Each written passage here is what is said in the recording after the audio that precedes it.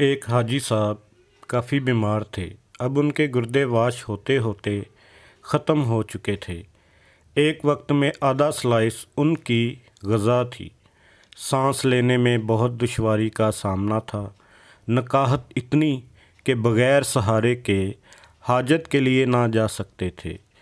ایک دن چودھری صاحب ان کے گھر تشریف لے گئے اور انہیں سہارے کے بغیر چلتے دیکھا تو بہت حیران ہوئے۔ انہوں نے دور سے ہاتھ ہلا کر چودھری صاحب کا استقبال کیا۔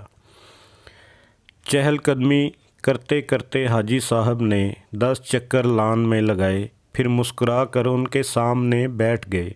ان کی گردن میں صحت مند لوگوں جیسا تناؤ تھا۔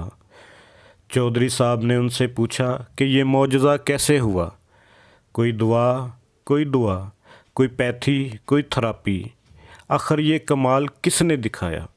حاجی صاحب نے فرمایا، میرے ہاتھ میں ایک ایسا نسخہ آیا ہے کہ اگر دنیا کو معلوم ہو جائے تو سارے ڈاکٹر حکیم بے روزگار ہو جائیں، سارے ہسپتال بند ہو جائیں اور سارے میڈیکل سٹوروں پر تالے پڑ جائیں۔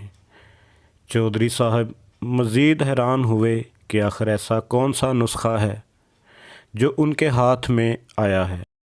حاجی صاحب نے فرمایا کہ میرے ملازم کی والدہ فوت ہو گئی۔ میرے بیٹوں نے عارضی طور پر ایک 6-7 سالہ بچہ میری خدمت کے لیے دیا۔ میں نے ایک دن بچے سے پوچھا کہ آخر کس مجبوری کی بنا پر تمہیں اس عمر میں میری خدمت کرنا پڑی؟ بچہ پہلے تو خاموش رہا، پھر سسکیاں بھر کر بولا کہ ایک دن میں گھر سے باہر تھا، میری امی، ابو، بھائی، بہن سب سیلاب میں بہہ گئے۔ میرے مال مویشی، ڈور ڈنگر، زمین پر رشتہ داروں نے قبضہ کر لیا۔ اب دنیا میں میرا کوئی نہیں۔ اب 2 وقت کی روٹی اور کپڑوں کے عوض آپ کی خدمت پر مامور ہوں۔ یہ سنتے ہی حاجی صاحب کا دل پسج گیا اور پوچھا، بیٹا کیا تم پڑھو گے؟ بچے نے ہاں میں سر ہلا دیا۔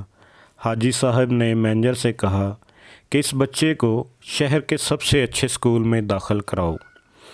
بچے کا داخل ہونا تھا کہ اس کی دعاؤں نے اثر کیا۔ قدرت مہربان ہو گئی۔ میں نے 3 سالوں کے بعد پیٹ بھر کر کھانا کھایا۔ سارے ڈاکٹر اور گھر والے حیران تھے۔ اگلے روز اس یتیم بچے کو ہاسٹل میں داخلہ دلوایا اور بغیر سہارے کے ٹوائلٹ تک چل کر گیا۔ میں نے مینیجر سے کہا کہ شہر سے 5 ایسے اور بچے ڈھونڈ کر لاؤ جن کا دنیا میں کوئی نہ ہو۔ پھر ایسے بچے لائے گئے، انہیں بھی اسی اسکول میں داخل کرا دیا گیا۔ اللہ تعالیٰ نے فضل کیا اور آج میں بغیر سہارے کے چل رہا ہوں، سیر ہو کر کھا پی رہا ہوں اور کہے لگا رہا ہوں۔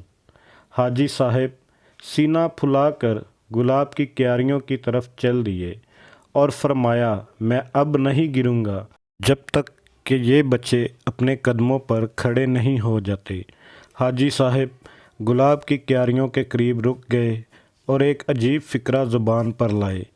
قدرت یتیموں کو سایہ دینے والے درختوں کے سائے لمبے کر دیا کرتی ہے۔